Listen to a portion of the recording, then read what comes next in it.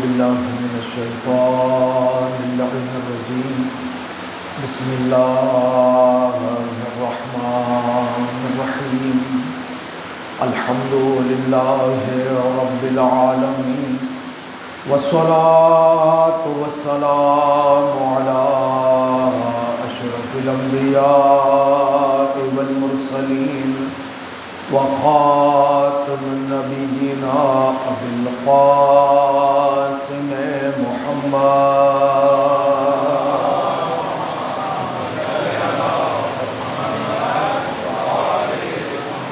وأهل بيته الطيبين الطاهرين المعصومين المظلومين ولعنة الدائمة على أعدائهم أجمعين من الآن إلى قيام يوم الدين أما بعد فقد قال الله تبارك وتعالى في محكم كتابه المجيد وفرقانه الحميد وأصدق القائلين وقوله الحق بسم الله الرحمن الرحيم لو أنزلنا هذا القرآن على جبل خاشعا متصدعا من خشية الله وتلك الأمثال للناس لعلهم يتفكرون صلوات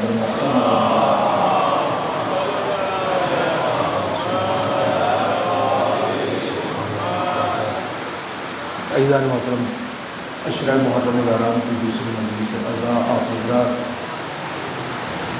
امام بارگاہ علی بیت کے صدر خانے میں سماعت فرما رہے ہیں۔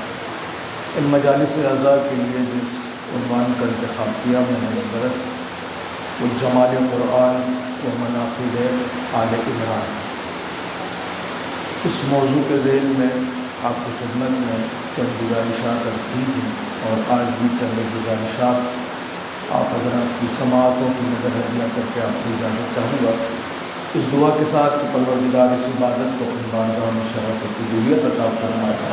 پروردگار بحق محمد و آل محمد بانیان مجلس کی توفیقات خیر میں اضافہ فرمائے، حاضرین مجلس کی حاجات کو اپنی بارگاہ میں منظور و مقبول فرمائے۔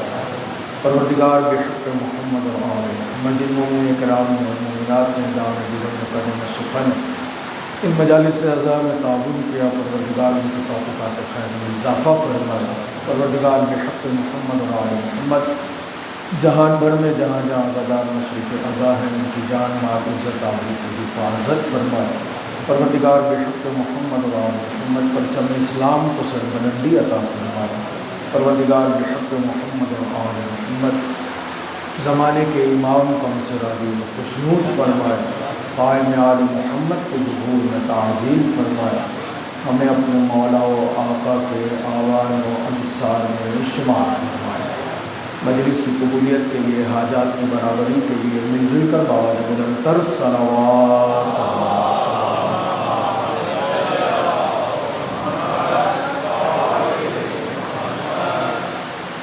انتہائی وسیع موضوع ہے جمال قرآن و مناقب آل عمران۔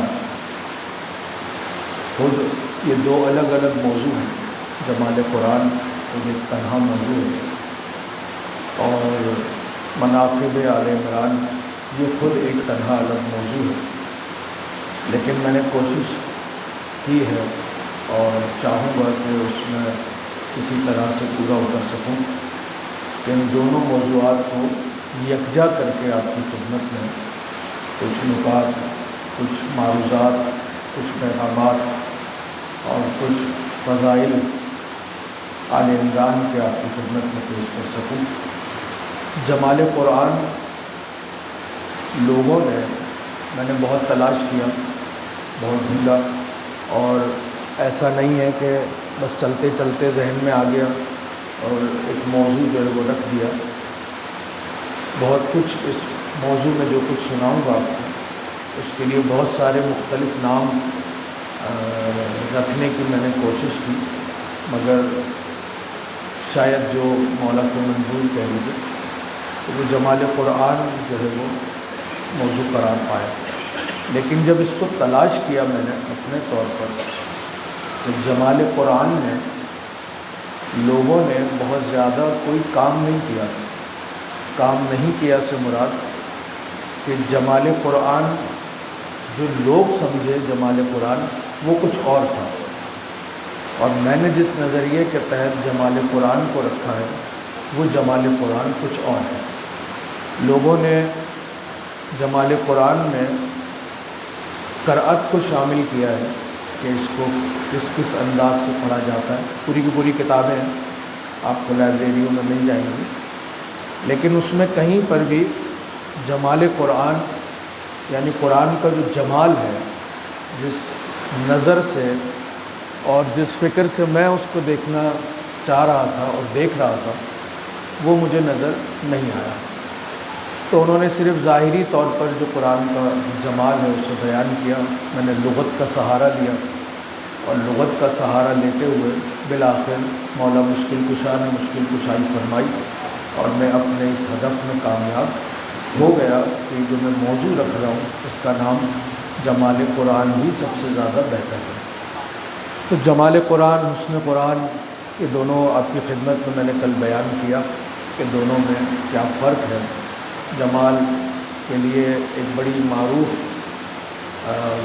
غالباً عربی کہاوت ہے کہ اللہ جمیل و یحب الجمال، کہ اللہ خود بھی جمیل ہے اور جمال کو پسند بھی کرتا ہے۔ اور حسن میں یعنی جسے اردو میں زبان میں خوبصورتی کہا جاتا ہے، اسے عربی میں حسن کہا جاتا ہے، اور اسی سے بہت سارے الفاظ نکلتے ہیں، وہ ایک الگ مسئلہ ہے۔ تو حسن میں اور جمال میں کیا فرق ہے وہ آپ کی خدمت میں کل عرض کر چکا، اور اسی کے پیش نظر میں نے آپ کی خدمت میں عرض کیا تھا تاکہ بات جو ہے وہ جڑ جائے کل کی تقریر سے۔ جو افراد آ جائیں ان کے لیے آسانی ہو جائے گی کہ بات کہاں سے چلی اور کہاں تک آئی ہے، اور جو کل موجود تھے ان کا ذہن بھی آمادہ ہو جائے گا۔ آپ حضرات سے صرف توجہات کا طالب ہوں اور کچھ بھی نہیں چاہیے آپ حضرات سے۔ اگر بات اچھی لگے، عقیدے سے مطابقت رکھے، کوئی نئی چیز ہو تو حوصلہ افزائی میرا حق بنتا ہے، حوصلہ افزائی ضرور فرما دیجیے گا۔ کل آپ کی خدمت میں نے عرض کیا تھا کہ پروردگار عالم نے یہ جو قرآن کا جمال ہے، اب آپ اس کو یہ ساری باتیں اس لیے عرض کر رہا ہوں میں کہ میرے ساتھ جڑ جائیے گا، تاکہ جو میں باتیں کہنا چاہ رہا ہوں وہ پھر آپ اسی نظر سے دیکھیے گا جس نظر سے میں آپ کو دکھانا چاہتا ہوں کہ جمال قرآن، اس میں خصائص بھی ہیں، اس میں نصیحت بھی ہے، اس میں واعظ بھی ہے، اس میں احکامات بھی ہیں، اس میں بہت کچھ ہے قرآن میں۔ حد یہ ہے کہ لا رطب ولا یابس الا فی کتاب مبین، کوئی خشک و تر ایسا نہیں ہے جسے ہم نے اس قرآن میں بیان نہ کیا ہو، یعنی سب کچھ جہاں سمٹ جائے اسے قرآن کہا جاتا ہے۔ یعنی کیسے ممکن ہے کہ کوزے میں سمندر کو بند کر دیا جائے؟ ایسا ممکن ہی نہیں۔ عقل انسانی عاجز ہے کہ وہ کوزے کو سمندر میں بند کر دے، لیکن جب آپ قرآن مجید اٹھاتے ہیں، گھر میں ہر کسی کے ہے، تو کتنے صفحات ہوں گے اس کے اندر؟ 700 800، بہت زیادہ بڑا اگر فونٹ ہوگا اس کا تو 1000 صفحات ہو جائیں گے، چھوٹے کر دیں گے کم ہو جائیں گے، لیکن چند صفحات ہی ہیں، سینکڑوں کی تعداد میں صفحات ہی ہیں جن میں یہ سارا کا سارا بیان شامل ہے، اور اس سارے کے سارے بیان کو خدا کہہ رہا ہے کہ لا رطب ولا یابس الا فی کتاب مبین۔ ہم نے ہر خشک و تر کو اس کتاب میں، جو بیان کرنے والی کتاب ہے، اس میں ہم نے شامل کر دیا۔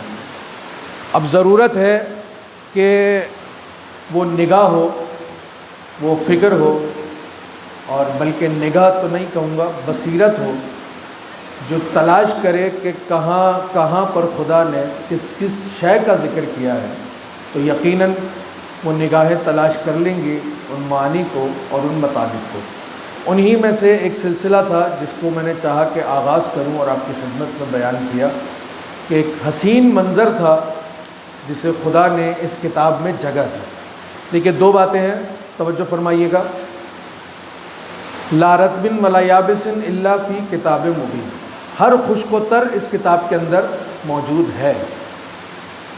جب ہر خشک و تر اس کتاب کے اندر موجود ہے تو اب سوال نہیں بنتا کہ قرآن میں یہ کہاں لکھا ہوا ہے اور قرآن میں وہ کہاں لکھا ہوا ہے۔ اب تلاش کرنے کے لیے ضرورت پڑے گی کہ کون ہے جو یہ مطالب بتائے گا کہ قرآن میں یہ کہاں لکھا ہوا ہے اور وہ کہاں لکھا ہوا ہے۔ اسی منظر کو پروردگار عالم نے بیان کیا اس کتاب میں، ورنہ ظاہراً تو بہت مختصر سا ہے، لیکن جب تفصیل میں جائیں گے تو بہت کچھ آپ کو مل جائے گا۔ ایک حسین ترین منظر ہے جسے پروردگار عالم نے بیان کیا، انی جاعل فی الارض خلیفہ، میں روئے زمین پر خلیفہ بنا رہا ہوں۔ بات ہو رہی ہے کہاں پر؟ جہاں خدا ہے، جہاں فرشتے ہیں، کیونکہ بات ہو بھی فرشتوں سے ہی رہی ہے۔ اور بنایا کہاں کے لیے جا رہا ہے؟ زمین کے لیے بنایا جا رہا ہے۔ اب خدا زمین پر تو رہتا نہیں ہے، نہ خدا کسی مکان میں رہتا ہے، نہ ہی وہ رہنے کے لیے کسی مکان کا محتاج ہے۔ تو خدا تو نہ زمان کا محتاج ہے اور نہ مکان کا محتاج ہے، کسی چیز کا محتاج نہیں ہے۔ لیکن عزیزان محترم، یہ ضرور بیان کیا پروردگار نے فی الارض، زمین کے لیے میں ایک خلیفہ بنا رہا ہوں۔ خلیفہ یعنی خلف، خلف سے نکلا خلیفہ۔ آپ اس لفظ پر مت جائیے گا، میں تو ایک تفصیل سنا رہا ہوں آپ کو۔ خلیفہ نکلا ہے خلف سے، خلف کہتے ہیں پشت کو۔ خلیفہ کے معنی ہوں گے جو پیچھے آئے گا، خلیفہ پیچھے آنے والے کو کہتے ہیں، امام آگے آنے والے کو کہتے ہیں۔ یہ دونوں کا ایک لفظی فرق ذہن میں رکھیے گا، خلیفہ جو پیچھے ہو، امام جو آگے ہو۔ ابھی نماز پڑھی ہوگی آپ نے مسجد میں، تو جو سب سے آگے کھڑا ہوا ہے وہ خلیفہ نہیں ہے جماعت کا، وہ جماعت کا امام ہے، پیش امام ہے۔ تو جو آگے ہے وہ امام ہے اور خلیفہ جو ہے وہ پیچھے ہے۔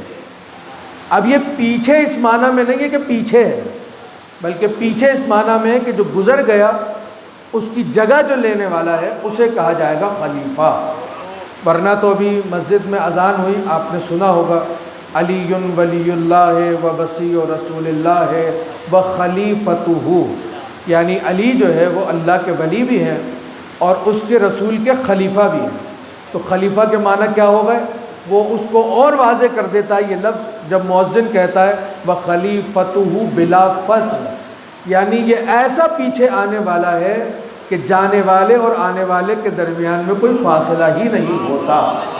یعنی علی وہ خلیفہ نہیں ہے کہ جو جانے کے بعد کبھی آئے گا، نہیں، جانے والا گیا نہیں ہے کہ آنے والا فوراً اس کے پیچھے آ گیا، یعنی اس کی جگہ کو لے لیا۔ اس کو کہا جاتا ہے خلیفہ۔ اور آسان کر دوں، اسی کو کہا جاتا ہے نائب۔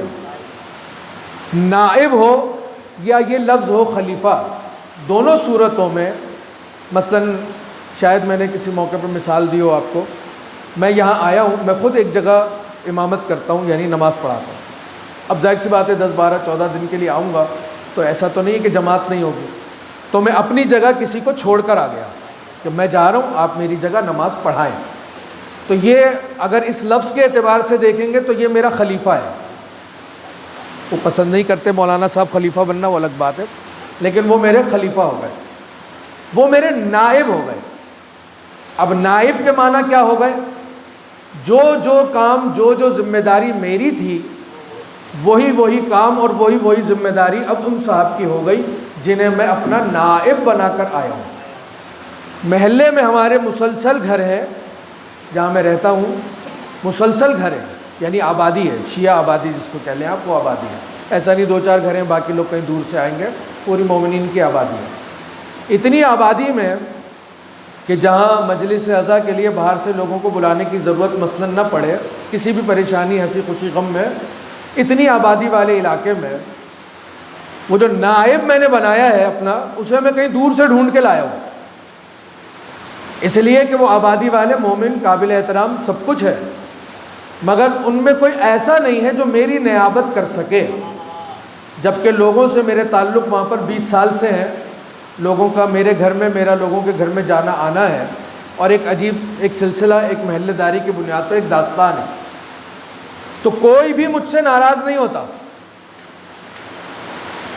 ان 15-20 سالوں میں کوئی بھی مجھ سے ناراض نہیں ہوتا۔ توجہ فرما رہے ہیں آپ صاحبان، کوئی بھی مجھ سے ناراض نہیں ہوتا کہ آپ جا رہے ہیں سارا سال تو آپ میرے ساتھ رہتے ہیں، کوئی آپ کو تکلیف ہوتی ہے فون اٹھا کر مجھے بلا لیتے ہیں، کہیں خوشی ہے تو آپ فون اٹھا کر مجھے بلا لیتے ہیں، تو کبھی نماز پڑھ کے لیے بھی آپ مجھے کہہ کر چلے جائیں کہ فلاں صاحب آپ نماز پڑھا دیں۔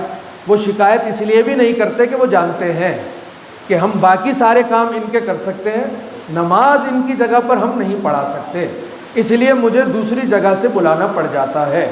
اب وہ جسے میں بلایا ہے، چھوڑ کر آیا ہوں، وہ کیا ہے؟ نائب ہے۔ کس چیز میں نائب ہے؟ جو کام میں کر رہا ہوں اسی کام میں وہ میرا نائب ہے، تو اس میں خصوصیات بھی وہی والی ہونی چاہیے جو کم از کم خصوصیات ایک پیش امام میں پائی جاتی ہیں، یعنی جو مجھ میں خصوصیات تھی وہی خصوصیات اس میں بھی پائی جانی چاہیے۔ پروردگار عالم نے، اب توجہ فرمائیے گا خاص، پروردگار عالم نے فرمایا انی جاعل فی الارض خلیفہ۔ یہ میں تفصیل کل سناتا آپ کو، لیکن چونکہ مقدماتی تقریر تھی اس لیے میں بس گزر گیا۔ انی جاعل فی الارض خلیفہ، میں روئے زمین پر خلیفہ بنا رہا ہوں، میں بنا رہا ہوں۔ اور خلیفہ کس کا بنا رہا ہوں؟ اپنا خلیفہ بنا رہا ہوں۔ اپنا خلیفہ بنانے کا مطلب یہ ہو گیا کہ میں اپنا نائب بنا رہا ہوں، یعنی اب جہاں جہاں ضرورت پڑے گی کہ خدا نظر آئے وہاں خدا نظر نہیں آئے گا، وہاں میرا نائب نظر آئے گا، اس لیے کہ بنا وہ رہا ہے جو نظر نہیں آتا، بنا اس مقصد کے لیے رہا ہے کہ لوگوں کو ضرورت پڑے گی کہ وہ ہے تو کہاں ہے، اب وہ آ کر نہیں بتائے گا کہ میں یہاں پر ہوں، یہ بتائے گا کہ وہ کہاں پر ہے، اور ایسا بناؤں گا کہ جب یہ کہے گا تو لوگ مانیں گے کہ ہاں جو یہ کہہ رہا ہے وہی صحیح ہے۔ اب اس کے لیے ضروری یہ تھا کہ کوئی خصوصیت ہو کہ جو آدم کو دے دی جائے۔ اب چونکہ ملائکہ کی بزم ہے اس لیے پروردگار عالم نے فرمایا کہ جب میں روح پھونک دوں تو تم سب کے سب اس کو سجدہ کرنا۔ ملائکہ نے اعتراض کیا کہ پروردگار ہم اسے سجدہ کریں گے، کیا تیری تسبیح کے لیے ہم کافی نہیں ہیں؟ کیا تیری تقدیس کے لیے ہم کافی نہیں ہیں؟ کیا تیری عبادت کے لیے ہم کافی نہیں ہیں؟ اور پروردگار عالم نے ایک جملہ ارشاد فرمایا، اسے بھی قرآن کا حصہ بنایا، انی عالم ما لا تعلمون، جو میں جانتا ہوں وہ تم نہیں جانتے، بس تمہیں جو کہا جا رہا ہے اتنا کرو، جب روح پھونک دوں تو سب کے سب اس کو سجدہ کرو۔ اور ایسا ہی ہوا، قرآن نے اس منظر کو بھی بیان کیا کہ جیسے ہی روح پھونکی گئی سب نے سجدہ کیا الا ابلیس، بس ایک تھا جس نے سجدہ نہیں کیا، ابا واستکبر وکان من الکافرین، وہ انکار کرنے والوں میں سے ہو گیا، منکر ہو گیا، متکبر ہو گیا، اور بالآخر وہ کافر ہو گیا۔ یہ تینوں اسناد ایک ہی ساتھ پروردگار عالم نے شیطان کو دے دی، اور اس کے بعد پروردگار عالم نے اسے اپنے دربار سے نکال دیا۔ کل یہاں تقریر ختم ہو گئی تھی۔ اب یہ جو کچھ بھی ہو رہا تھا کس بنیاد پر ہوا، کس وجہ سے ہوا؟ یہ جو خدا نے سجدہ کروایا، یہ سجدہ جسم آدم کو نہیں کروایا، توجہ فرما رہے ہیں آپ صاحبان، یہ سجدہ جسم آدم کو نہیں تھا، بدن آدم کو نہیں تھا، یہ آدم کے پتلے کو نہیں تھا، روح پھونک دینے کے بعد بھی یہ سجدہ آدم کی روح کو نہیں تھا۔ اس سجدے کا تعلق اس جوہر کے ساتھ ہے جو جوہر خدا نے آدم کو دیا تھا۔ وہ جوہر کیا تھا؟ وہ جب گفتگو ہوئی خدا اور ملائکہ کی تو پتہ چلا کہ جب اعتراض ہوا تو پروردگار عالم نے کہا کہ اچھا اگر ایسا ہی ہے کہ تمہیں لگتا ہے کہ تم اس کو سجدہ نہیں کرو گے تو پھر ان اسما کے نام بتاؤ۔ ملائکہ نے کہا پروردگار ہم تو اتنا جانتے ہیں جتنا تو نے ہمیں بتایا ہے، ہم اس سے زیادہ جانتے ہی نہیں ہیں۔ تو کہا آدم پھر آپ بتا دیجئے۔ آدم نے فوراً اسما کے نام بتا دیے، اور اسما کے کیا، سارے اسما کے نام بتا دیے۔ جیسے ہی ملائکہ نے دیکھا کہ آدم کے پاس تو ایک جوہر ہے، ایک صلاحیت ہے، تو فوراً کے فوراً سب کے سب سجدے میں گر گئے۔ توجہ فرما رہے ہیں آپ حضرات، سب کے سب سجدے میں گر گئے، مگر ابلیس تھا جس نے سجدہ نہیں کیا۔ اب ملائکہ کتنے تھے نہیں معلوم، لیکن سب کے سب سجدے میں گر گئے۔ گویا سب نے اعتراف کر لیا کہ آدم کا علم ہم سے زیادہ ہے، مگر ابلیس ہے کہ جو اس کے باوجود بھی سجدہ کرنے کو تیار نہیں ہوا۔ یہ بات یہاں روک رہا ہوں، آگے کسی 5ویں 6ٹھی تقریر میں کام آئے گی۔ لیکن سب نے سجدہ کر دیا۔ اب جو سب نے سجدہ کیا تو یہ سجدہ جسم آدم کو نہیں تھا، یہ سجدہ بدن آدم کو نہیں تھا، بلکہ حقیقت حال کیا ہوئی؟ یہ سجدہ ہو گیا علم آدم کو، یہ سجدہ آدم کے علم کو ہو رہا ہے۔ آدم کے علم کو سجدہ کون کر رہا ہے؟ بول دیجئے ذرا کچھ، کس نے سجدہ کیا؟ ملائکہ نے سجدہ کیا۔ ملائکہ جمع ہے ملک کی، ٹھیک ہے؟ ملک کے معنی کیا ہے؟ ملک کہتے ہیں طاقتور کو۔ طاقتور کو جھکایا خدا نے علم کے آگے۔ بات واضح ہو رہی ہے تو ذرا کچھ بولتے چلے جائیے گا میرے ساتھ۔ اب میں الفاظ بدل رہا ہوں، اب فرشتے آدم کو سجدہ نہیں کر رہے، اب طاقت ہے جو علم کے آگے جھک رہی ہے۔ روز اول خدا یہ طے کر کے بتا رہا ہے کہ اب یہ یاد رکھنا، ہمیشہ طاقت علم کے آگے ہی جھکے گی، علم کبھی طاقت کے آگے نہیں جھکے گا۔ اور خدا نے طاقتوں کو کہاں جھکایا؟ علم کے سامنے جھکا دیا۔ طاقت محسوس ہو رہی ہے آپ کو؟ طاقت کا اندازہ ہے آپ کو؟ ابھی کل آپ نے دیکھا بادل گڑگڑا رہے تھے بڑی بری طرح، صحیح ہے؟ یہ تو کچھ بھی نہیں تھا، کبھی اس سے زیادہ شدت ہوتی ہے۔ یہ کون کر رہا ہے؟ خدا کر رہا ہے؟ نہیں، فرشتے کر رہے ہیں، ٹھیک ہے؟ اور یہی اگر زیادہ ہو جائے تو نماز آیات واجب ہو جاتی ہے، یعنی نماز خوف۔ زلزلہ آ جائے تو نماز خوف، آندھی آ جائے نماز خوف۔ یہ زلزلہ کون لا رہا ہے؟ فرشتے یعنی ملائکہ۔ یہ طوفان کون لا رہا ہے؟ ملائکہ۔ اور ایسی بہت ساری چیزیں، یہ ساری طاقتیں کس کے پاس ہیں؟ ملائک کے۔ تبھی تو اس کو ملک کہا گیا، طاقت نہیں ہوتی تو ملک کہا ہی نہیں جاتا۔ حد یہ ہو گئی، جان لے لیتا ہے، جان لے لیتا ہے، بندے کو پل بھر میں زندہ کو مردہ کر دیتا ہے، اور کبھی کبھی زندہ کو مردہ، مردہ کو زندہ کر دیتا ہے۔ یہ ساری طاقتیں کس کے پاس ہیں؟ ملک کے پاس ساری طاقتیں۔ اب جہاں اتنی طاقتیں جمع ہو جائیں گی، اور مگر ان طاقتوں کو مجبور کیا گیا کہ تمہیں جھکنا ہے علم کے آگے، تو طاقت اگر کہیں جھک رہی ہے تو اس کا مطلب ہے اس بات کا اقرار کر رہی ہے کہ ہماری طاقت اپنی جگہ، مگر اس کے پاس جو طاقت ہے وہ ہماری طاقت سے بھی زیادہ ہے۔ بات واضح ہو گئی؟ اب یہ پہلی منزل ہے کہ جہاں خدا نے ساری طاقتوں کو جھکا دیا، ایک طاقت کے آگے جس کا نام رکھا علم، علم کے آگے طاقتوں کو جھکا دیا، گویا سارا علم دے دیا آدم کو۔ ایسا ہی ہو گیا، کیونکہ نائب بنایا ہے، خلیفہ بنایا ہے۔ یہ ساری باتیں ذہن میں رکھیے گا، اپنے علم کا نائب بنایا خدا نے، اس لیے طاقتیں مجبور تھی کہ اس کے آگے سجدہ کیا جائے، اور سب نے سجدہ کر دیا۔ کون ہے؟ آدم۔ کس بنیاد پر سجدہ ہوا؟ علم کی بنیاد پر۔ سجدہ کون کر رہا ہے؟ طاقتیں۔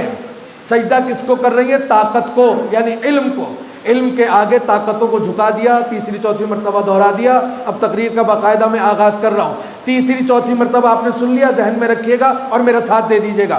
پروردگار عالم نے جھکا دیا طاقتوں کو علم کے آگے۔ آدم ہے یہ، پہلے بشر ہے یہ، ابھی پہلے انسان ہے یہ، ابھی پہلے ہادی ہے یہ، ابھی پہلے رہبر ہے یہ، ابھی پہلے رہنما ہے یہ۔ کون؟ حضرت آدم۔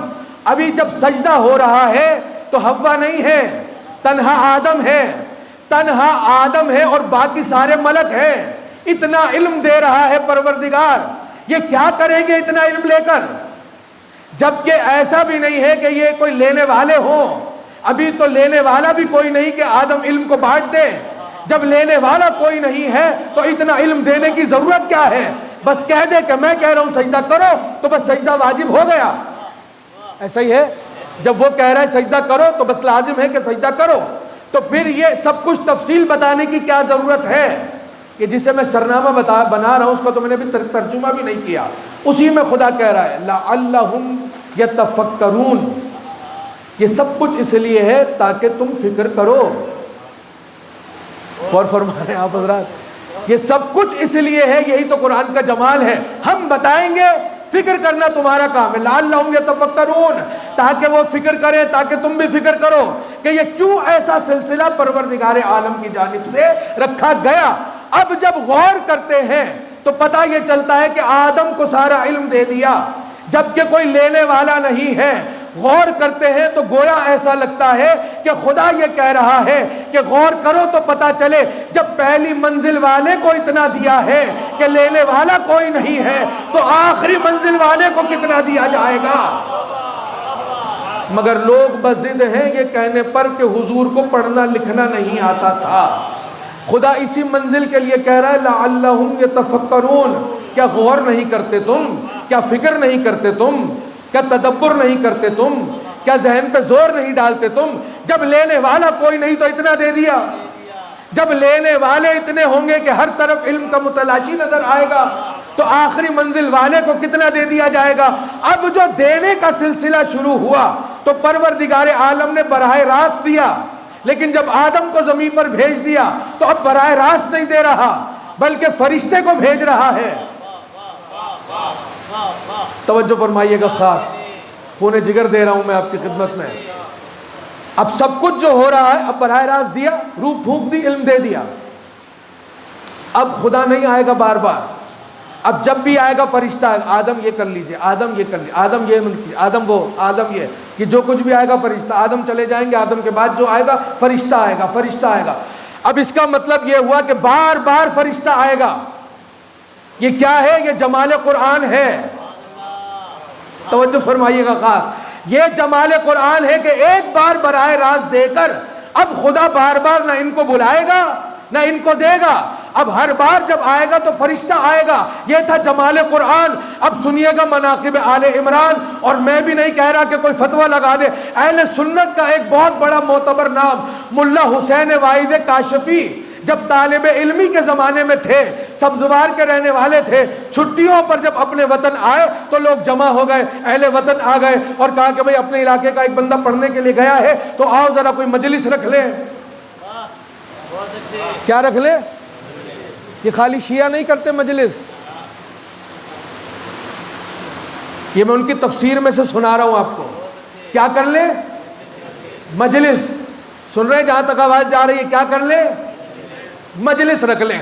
واعظ کاشفی سے کہا گیا کہ ہم چاہتے ہیں کہ مجلس ہو اور آپ خطاب کریں, ذرا کچھ مناقب بتائیں, ذرا کچھ فضائل بتائیں, ذرا کچھ قرآن کی آیات بتائیں. دن طے ہو گیا, جگہ طے ہو گئی, اعلان ہو گیا, اور ایک جم غفیر. کیونکہ واعظ کاشفی کی خصوصیت یہ تھی کہ بچپن سے بڑے ذہین تھے اور بڑی کم عمری کے اندر بہت سارے مراحل کو طے کر چکے تھے. بڑے بڑے لوگ ان کے آگے آ کر زانو ادب طے کرتے تھے. تعلق ان کا اہل سنت سے تھا. اب لوگ کہتے ہیں آپ ممبر سے باتیں نہیں کرتے, اور کیسے باتیں کروں میں؟ ملا حسین واعظ کاشفی اہل سنت کا ایک معتبر نام 900 ہجری میں دنیا سے جا چکا ہے, 1448 ہجری چل رہی ہے. یہ ذہن میں رکھ کر سنیے گا. اب ایک جم غفیر اور اس کے اندر واعظ کاشفی کہ ابھی داڑھی بھی صحیح طرح سے نہیں آئی, آئے ممبر پر اور بیان شروع کیا.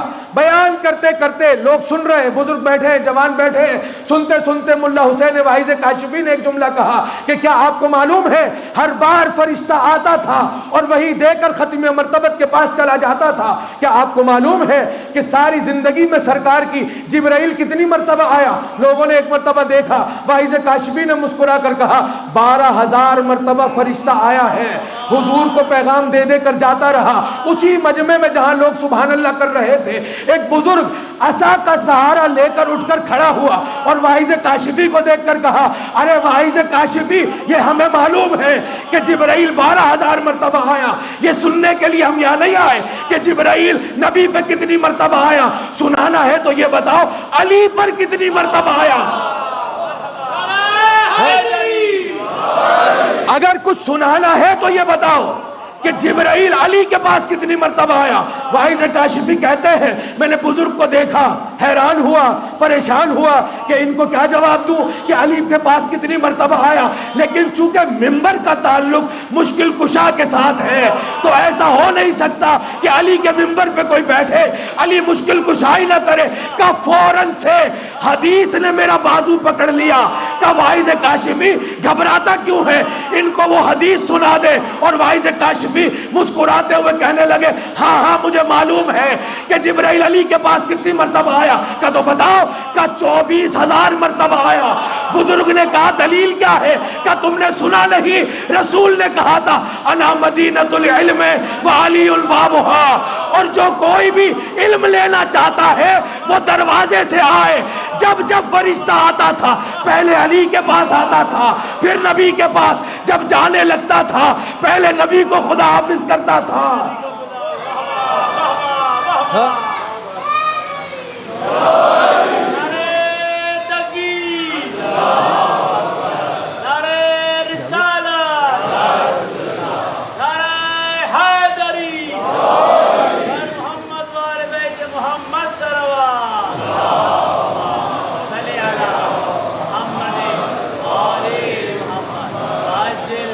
بارہ 12,000 مرتبہ نبی کے پاس آیا، 24,000 مرتبہ علی کے پاس آیا۔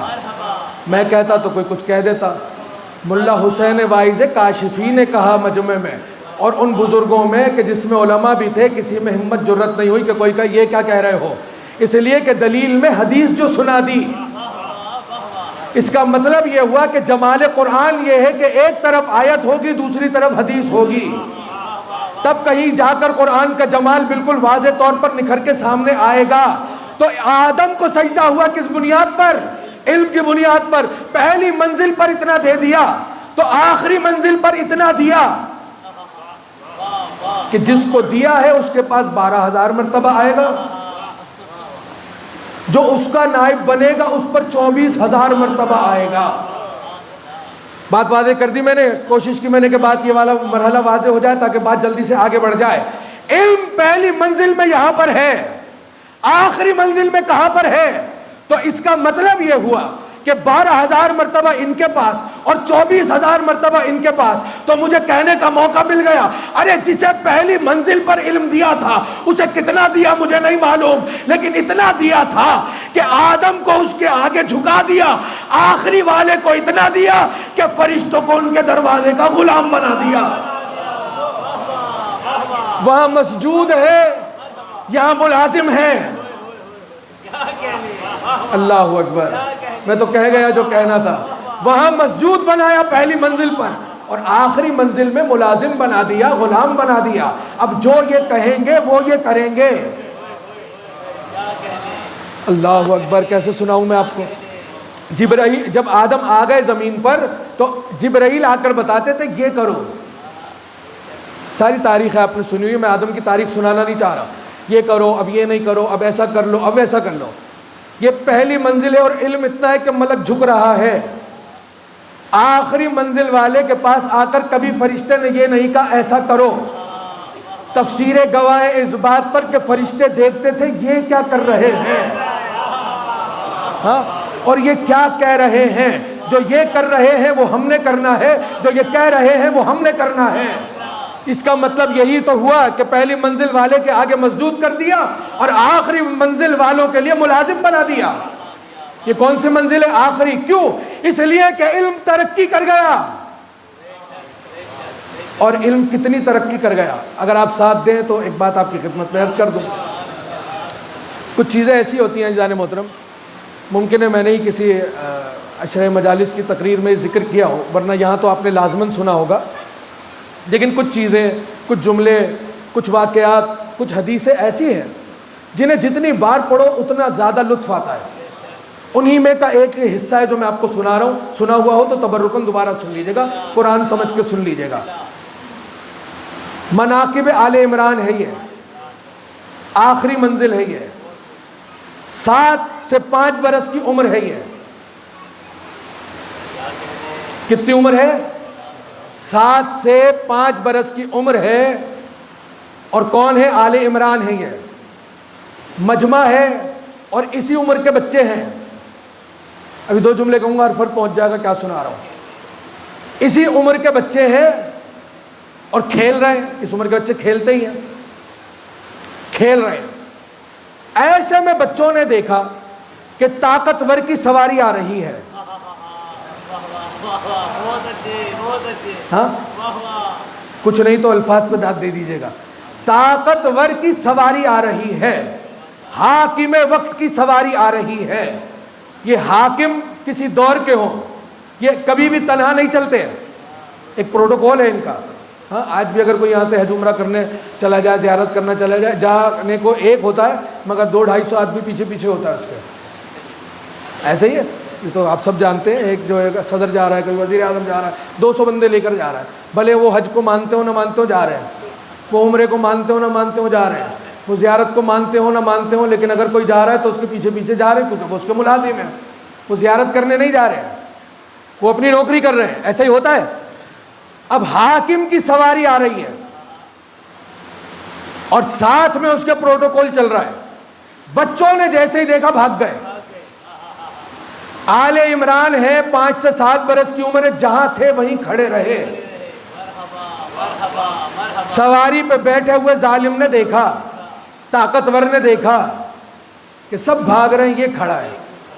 سواری جیسے اس بچے کے قریب آئی روک دی، پردہ ہٹایا، پردہ ہٹا کے کہا سب بچے بھاگ گئے، تم کیوں نہیں بھاگے؟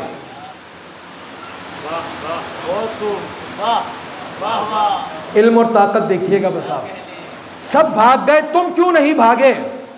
کہ میرے بھاگنے کی کوئی وجہ نہیں تھی۔ کا مطلب 3 وجہ ہو سکتی ہیں ابھی تک جو حالات ہیں، اگر ان 3 میں سے کوئی ایک بھی وجہ ہوتی میں راستہ چھوڑ دیتا۔ کہ کیسی وجہ؟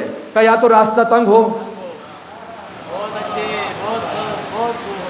زمین جب اللہ کی ہے تو میں تیرے لیے راستہ کیوں چھوڑ دوں؟ یا تو راستہ تنگ ہو تو میں راستہ چھوڑ دوں، راستہ تنگ نہیں ہے۔ یا تو میں گناہگار ہوں کہ تو مجھے سزا دے گا تو میں چلا جاؤں، میں گناہگار ہوں نہیں۔ اللہ اکبر۔ حاکم کے سامنے یہ باتیں کرنا آسان نہیں ہوتی۔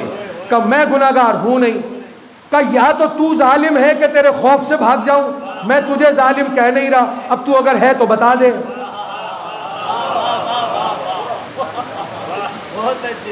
کچھ بھی جواب نہیں دیا، پردہ گرا دیا کہ آگے بڑھو۔ سواری آگے بڑھ گئی، وہ جو بھاگے ہوئے بچے تھے وہ لوٹ کر واپس آ گئے، وہ لوٹ کر واپس آ گئے۔ بچے تھے پھر کھیل کود میں مصروف ہو گئے۔ اس کے بعد یہ حاکم، یہ طاقت واپس پلٹی، پھر وہی منظر، بچے کھیل رہے ہیں، پھر بچوں نے دیکھا کہ حاکم آ رہا ہے، پھر بچوں نے ریس لگانا شروع کر دی، مگر محمد تقی اپنی جگہ پر کھڑے رہے۔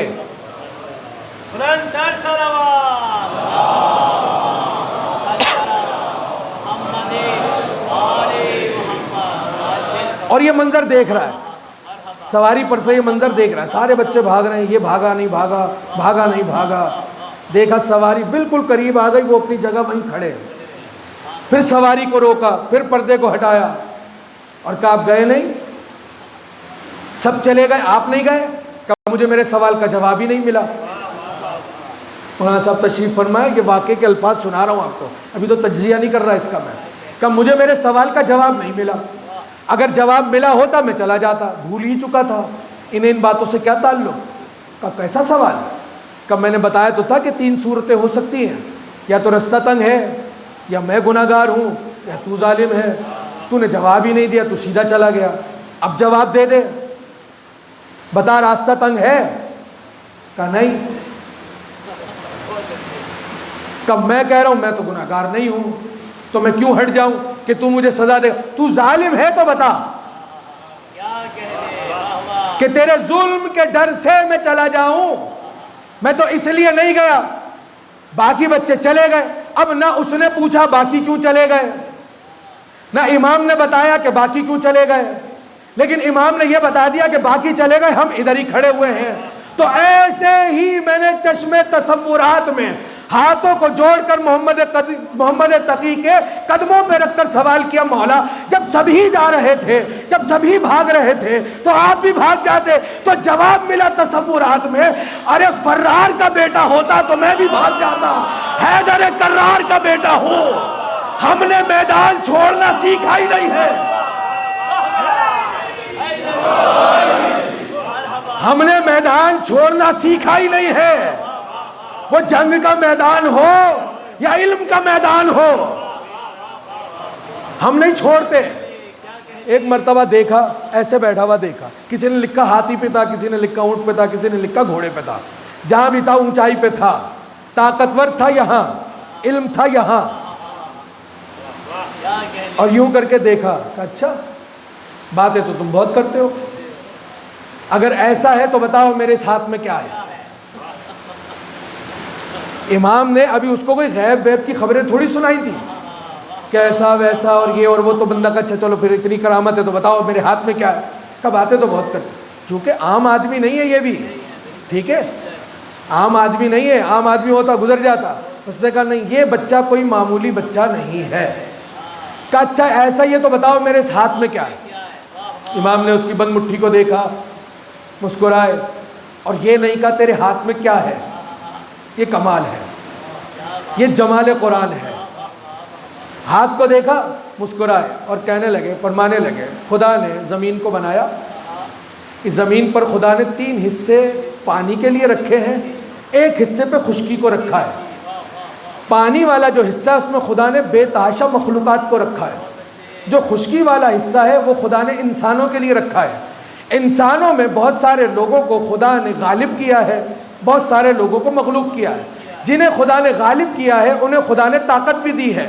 ساتھ ساتھ بتا رہے ہیں یہ طاقت تیری اپنی نہیں ہے. غور فرمائیے گا, ساتھ ساتھ بتاتے چلے جا رہے ہیں کہ خدا نے انہیں طاقت بھی دی ہے. جنہیں خدا نے غالب کیا ہے انہیں طاقت بھی دی ہے. جنہیں غالب کیا انہیں حکمران بھی بنایا ہے. جنہیں حکمران بنایا ان کے دلوں میں مختلف شوق بھی رکھے. جو مختلف شوق رکھے تو ان کے دل میں شکار کا شوق بھی پیدا کیا.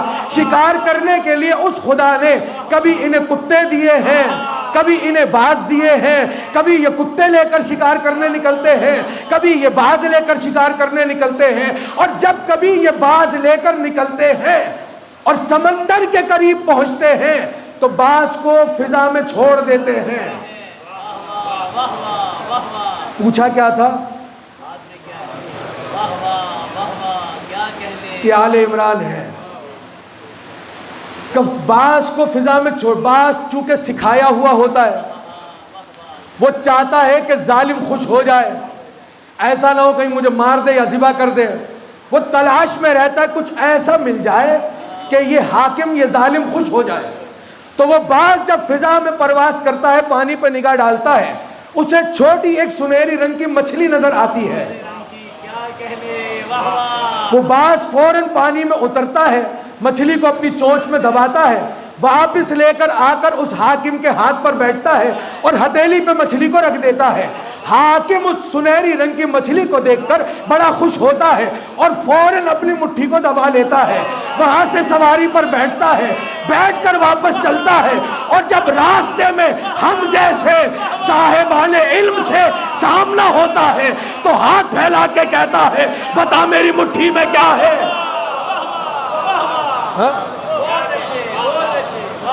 سنا آپ نے؟ جب میں روح پھونک دوں سب سجدہ کرنا, اور سب نے سجدہ کیا, جھک گئے.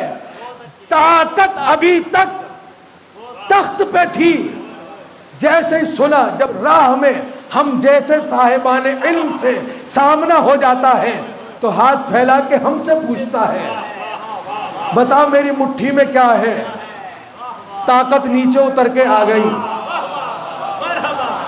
نہیں سنا آپ نے جملہ میرا؟ طاقت نیچے اتر کے, کیونکہ خدا نے روز اول طے کر لیا تھا طاقت علم کو جھکے گی. طاقت اتر کے نیچے آئی, ہاتھوں سے پکڑا, بازوؤں سے اٹھا لیا, سینے سے لگا لیا. لوگ حیرت سے دیکھ رہے ہیں یہ حاکم کو, بادشاہ کو کیا ہو گیا. ایک عام بچے کی باتوں کو سن کر اسے پیار کر رہا ہے. مشیر آگے بڑھے, حضور یہ کیا کر رہے ہیں؟ کہا عام بچہ نہیں ہے, عام بچہ نہیں ہے. کہ شہزادے اپنا تعارف تو کرواؤ کہ فرزند رسول ہوں. جیسے سنا فرزند رسول, پیشانی کو چوم لیا. کہاں رسول کے گھرانے کے بچے ایسے ہی ہوتے ہیں. اب وہ علم جو زمین پہ تھا اس نے طاقت کو نیچے اتار دیا اور اب علم کو لے کر طاقت اپنے ساتھ سواری پر آ گئی اور کہا سواری کو بڑھاؤ. سواری دربار محل تک آ گئی, محل سے دربار تک آ گئی, خود نہیں بیٹھ رہا. تھک گئے آپ تو میں مصائب کے 2-4 جملے سنا دوں آپ کو. خود نہیں بیٹھا جہاں بیٹھتا تھا, کہا نہیں پہلے آپ بیٹھیے. ابھی کچھ اس نے دیکھا نہیں ہے مگر پہلے آپ بیٹھیے. بٹھایا, پہلو میں آ کر خود بیٹھا. اب جو ظاہر سی بات ہے جنہیں میں چمچا کہہ لوں وہ پریشان.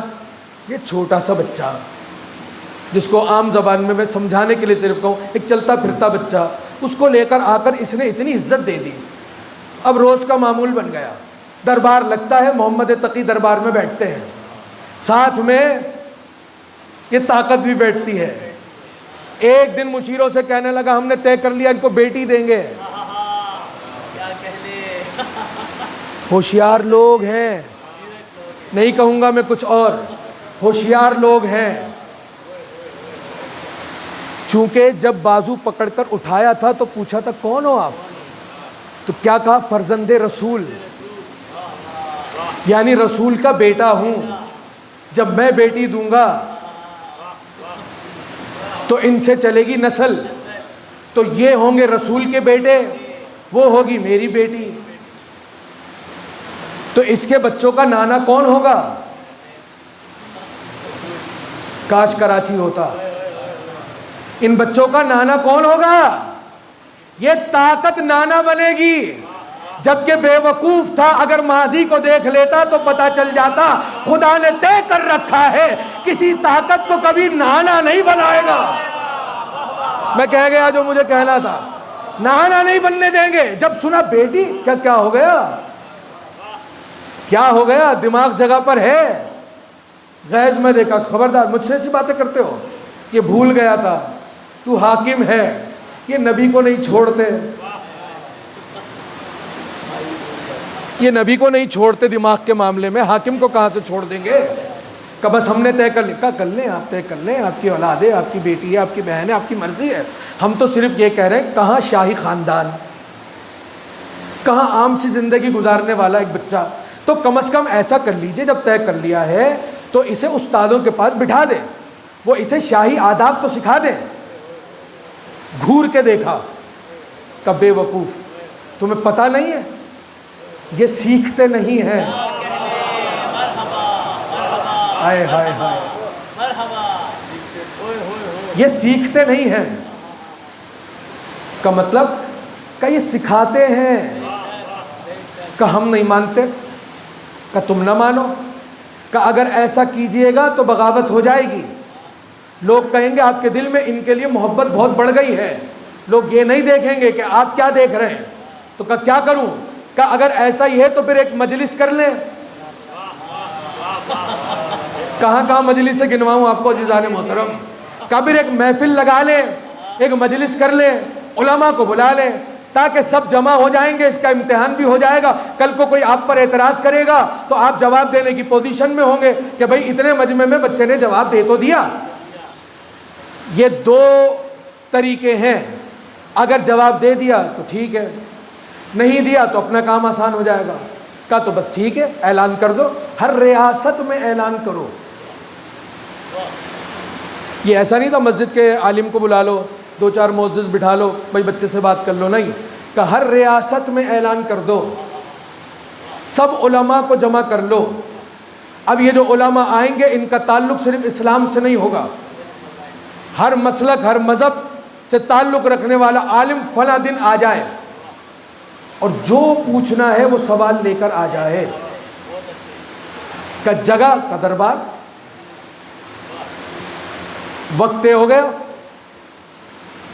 دن طے ہو گیا, میرا وقت بھی پورا ہو گیا, دن طے ہو گیا, وقت طے ہو گیا, جگہ طے ہو گئی, اور اس طے شدہ جگہ پر لوگ آ گئے. کتنے لوگ آئے؟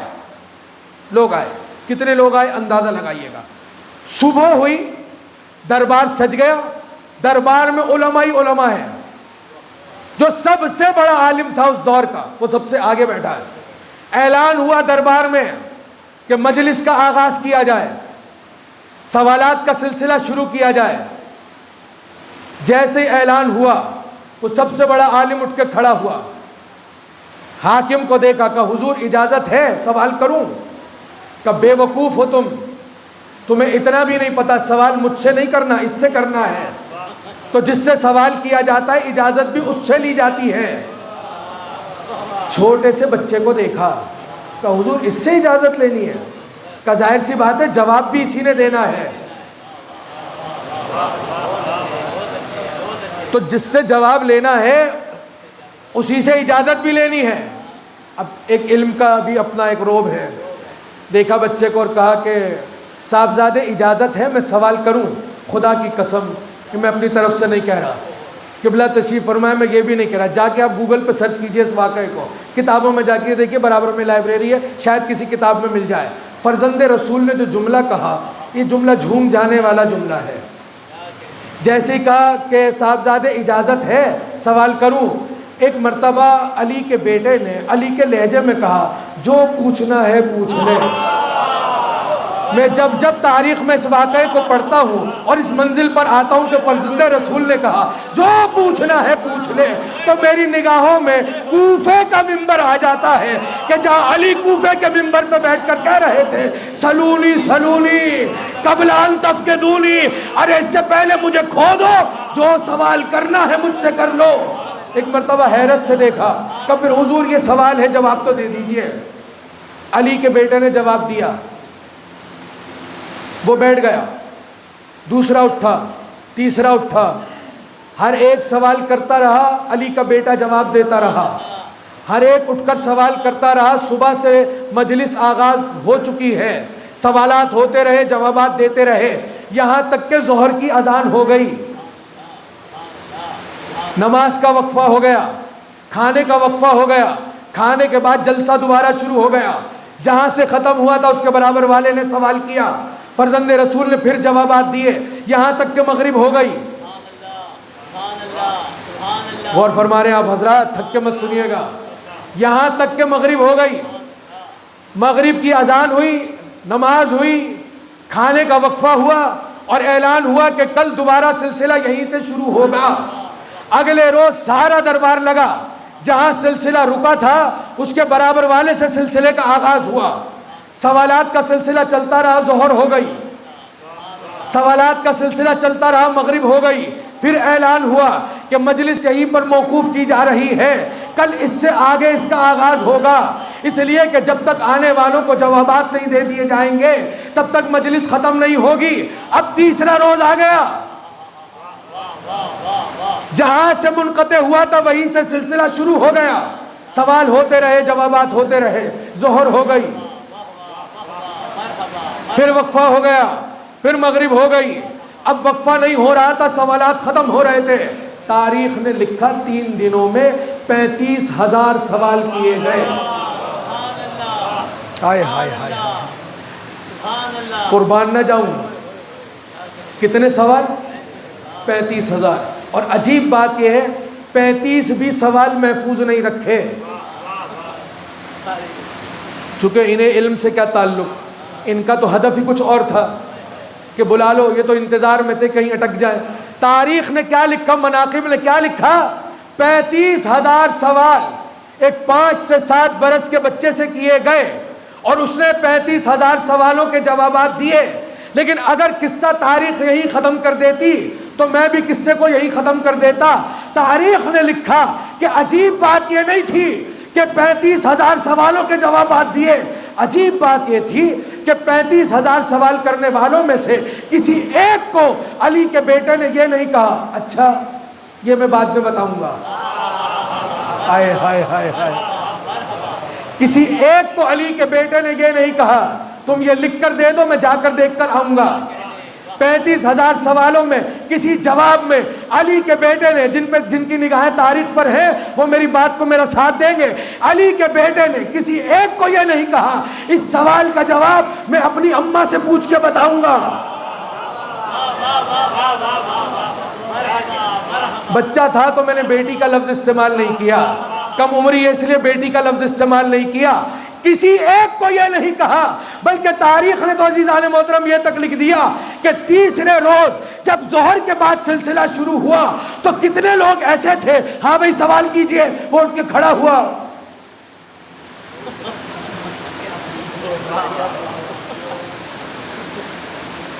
سارا دربار اس کو دیکھ رہا ہے، فرزند رسول اس کو دیکھ رہے ہیں. فرزند رسول نے سوال کیا، کیا ہوا؟ کہ صاحبزادے مسئلہ یہ ہے، اتنے سوال جواب ہو گئے، میں تو بھول ہی گیا میرا سوال کیا تھا. اب مجھے موقع دیجئے کہ میں یاد کر لوں. آئے ہائے، اب موقع دیجئے کہ میں یاد کر لوں کہ میرا سوال کیا تھا، پھر میں سوال کروں گا تو جواب دیجئے گا. مسکرائے علی بچپنے میں اور یہ جملہ کہا، گھبرانے کی ضرورت نہیں ہے، میں صرف جواب دینے نہیں آیا، تیرا سوال بھی بتاؤں گا، اس کا جواب بھی بتاؤں گا. سوال بھی بتایا، تیرا سوال کیا تھا، جواب بھی بتایا. مناقب نے لکھا عجیب بات یہ تھی کہ سوال کرنے والا جب سوال کر چکا تو ایک مرتبہ فرزند رسول مسکرائے اور فرمایا جب تو گھر سے چلا تھا تو تیرے ذہن میں یہ سوال ایسے نہیں تھا، تو نے سوال کی ترتیب کو بدل دیا. جب تو گھر سے چلا تھا تو تیرے ذہن میں سوال ایسے تھا.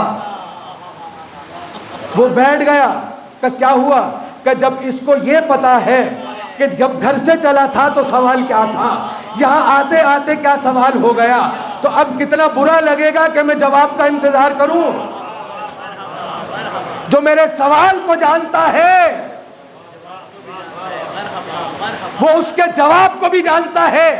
آپ نے ملاحظہ کر لیا، خدا نے روز اول طے کر لیا کہ ہم نے طے کر لیا اور ہم چاہتے ہیں کہ تم غور کرو کہ ہمیشہ علم کے آگے طاقتیں جھکتی ہوئی نظر آئیں گی، اور طاقتوں کو جھکایا خدا نے علم کے آگے. وقت ہوتا میں آپ کی خدمت میں کچھ اور عرض کرتا، اور میں حضرت آدم پہ بہت زیادہ تقریر کرنا نہیں چاہ رہا، مجھے بہت کچھ آپ کی خدمت میں بیان کرنا ہے جمال قرآن و مناقب آل عمران کی صورت میں، مگر وقت مختصر سا ہو گیا.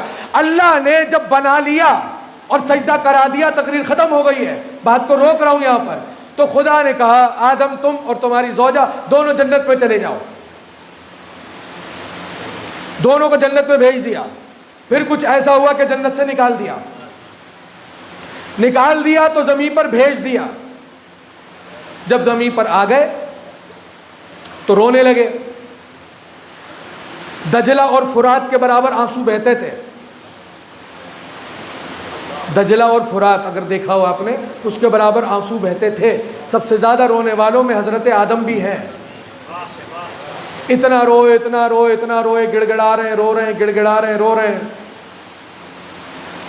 نائب بنایا ہے، خلیفہ بنایا ہے، اتنا رلا رہا ہے. نہیں پہنچ رہے آپ، میرے ساتھ نہیں دے رہے. خلیفہ بنایا ہے اور اتنا رلا رہا ہے، جبکہ بار بار وہ کہہ رہے ہیں پروردگار خطا معاف کر دے، خطا معاف کر دے. اب سنیے ایک جملہ اور یاد آ گیا. ملا واعظ کاشفی نے لکھا جب آدم کو جنت سے نکالا گیا تو قدم باہر رکھتے ہوئے کہہ رہے تھے بسم اللہ الرحمن الرحیم. کیا کہہ رہے تھے؟ بسم اللہ الرحمن الرحیم. یہ میں نہیں کہہ رہا، میں نے اپنی کسی تفسیر کا حوالہ نہیں دیا، بتا چکا ملا واعظ کاشفی کون ہے. انہوں نے اپنی تفسیر میں لکھا کہ جب آدم کو نکالا گیا تو قدم جب جنت سے باہر رکھ رہے تھے تو کیا کہہ رہے تھے؟ بسم اللہ الرحمن الرحیم. اور جبرائیل سامنے کھڑے دیکھ رہے تھے. تو جبرائیل نے طے کر لیا کہ بس اب آدم کے لیے بچا کیا، بخشے گا. مگر خدا نے کہا آدم جاؤ، زمین پہ جاؤ. تو جبرائیل نے خطاب کیا خدا سے، پروردگار کیا آدم کو معاف نہیں کیا؟ کہا نہیں. کہ پروردگار یہ تو تجھے رحمان اور رحیم کہہ کر پکار رہا ہے، کیا تو اسے معاف نہیں کرے گا؟ خدا نے جبرائیل سے فرمایا جبرائیل میں کچھ اور بتانا چاہتا ہوں.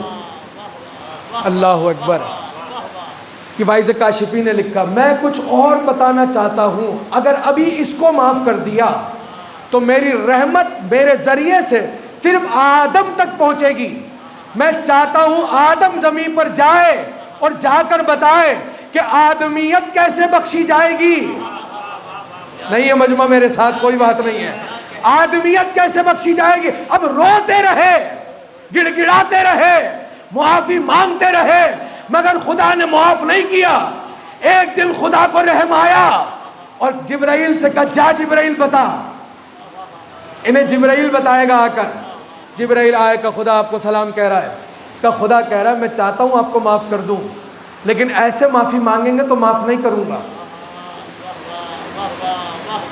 کہ کیسے معافی مانگوں؟ کہ خدا نے کچھ بھیجا ہے آپ کے لیے اور مجھ سے کہا ہے جا اور جا کر آدم سے کہہ کہ ایسے معافی مانگ تو میں تجھے حوا سے ابھی ملا دوں۔ کہ جلدی بتا۔ کہ ہاتھوں کو اٹھائیں، ایسے کریں اور کہیے اللہم بحق محمد وانت المحمود، اللہم بحق علی وانت الاعلی، اللہم بحق فاطمہ وانت فاطر السماوات والارض، اللہم بحق حسن وانت المحسن، اللہم بحق حسین۔ جبرائیل سناتے رہے، تقریر ختم ہو گئی۔ آدم دہراتے رہے کہ محمد کا واسطہ، علی کا واسطہ، فاطمہ کا واسطہ، حسن کا واسطہ۔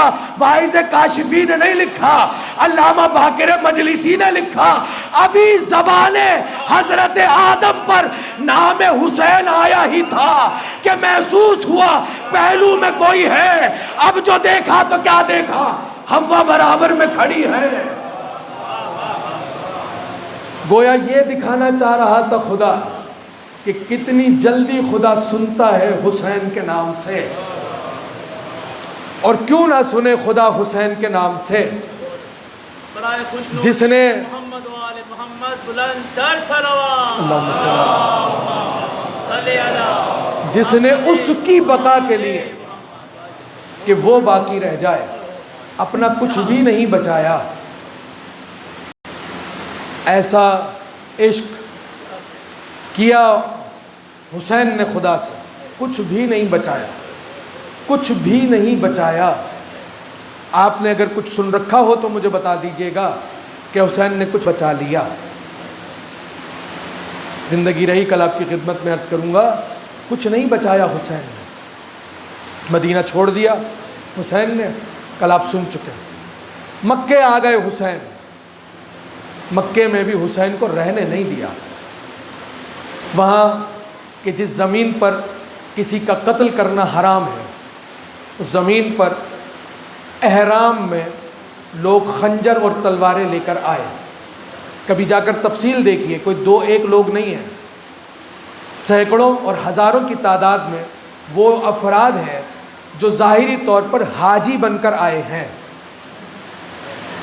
اور حاجی نہیں ہے، سپاہی ہیں، تربیت یافتہ لوگ ہیں۔ ان کا ہدف کیا ہے؟ حسین کو قتل کرنا ہے۔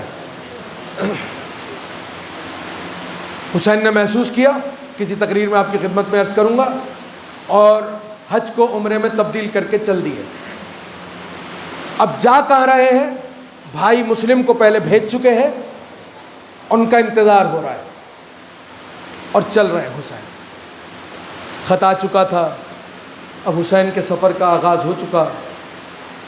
چلے تو ایک عجیب سی روایت ہے میری نظروں سے گزری، وہ آپ کو سنانا چاہ رہا ہوں کہ جب چلے تو ابھی پہلی منزل سے آگے بڑھے تھے حسین کہ مدینے سے مکے تک، اور مکے کے بعد سے اب جو کچھ بھی ہوگا وہ یہی منظر ذہن میں رکھیے گا کہ حضرت عباس اپنے گھوڑے پر کبھی سواریوں کے سب سے آگے چلے جاتے تھے، کبھی سب سے پیچھے آ جاتے تھے، کبھی درمیان میں آ جاتے تھے، سب کا خیال رہے۔ ایسے میں علی کی بیٹی کے ناکے کے قریب سے گزرے تو علی کی بیٹی نے آواز دی کہ عباس مجھے اپنے بھائی حسین سے کچھ بات کرنی ہے۔ گھوڑے کو دوڑایا اور آئے اس سواری کے قریب جہاں امام حسین ہے، کہ مولا شہزادی فرما رہی ہے آپ سے بات کرنی ہے۔ امام حسین اپنی سواری کو لے کر آئے، قافلے کو روکا گیا، کہا بہن آپ نے یاد کیا، آپ نے محسوس نہیں کیا۔ اگر لفظوں کی ترتیب کو اگر آپ غور سے دیکھیں تو میں سمجھتا ہوں کہ مصائب سن کر تو بندے کو مر جانا چاہیے۔ حضرت عباس نے جب یہ کہا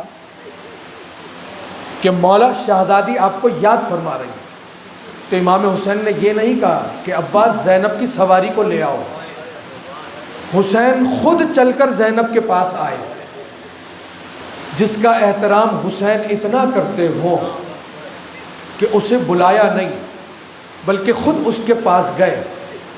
بہن آپ نے یاد کیا کہ بھیا ہم مسافرت میں ہیں، سفر کر رہے تھے، ہوا چل رہی ہے، کبھی ہوا رک جاتی ہے، ابھی کچھ دیر پہلے ہوا جب رکی تو میرے کانوں میں ایک آواز آئی، تو میں نے سوچا آپ سے پوچھوں کہ یہ کیا ہے۔ 4 مصرے پڑھے علی کی بیٹی نے،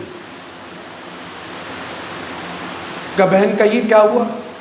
کہ میں نے سنا کوئی کہہ رہا تھا اے آنکھوں رونے کے لیے تیار ہو جاؤ۔ بھیا میں نے سنا کوئی کہہ رہا تھا اے آنسو اب روانگی کے لیے تیار ہو جاؤ۔ میں نے سنا کہ کوئی کہہ رہا تھا میں ہی تو ہوں شہیدوں پر رونے کے لیے۔ میں نے سنا کوئی کہہ رہا تھا اگر میں نہ روؤں تو کون ہے جو حسین پر روئے گا۔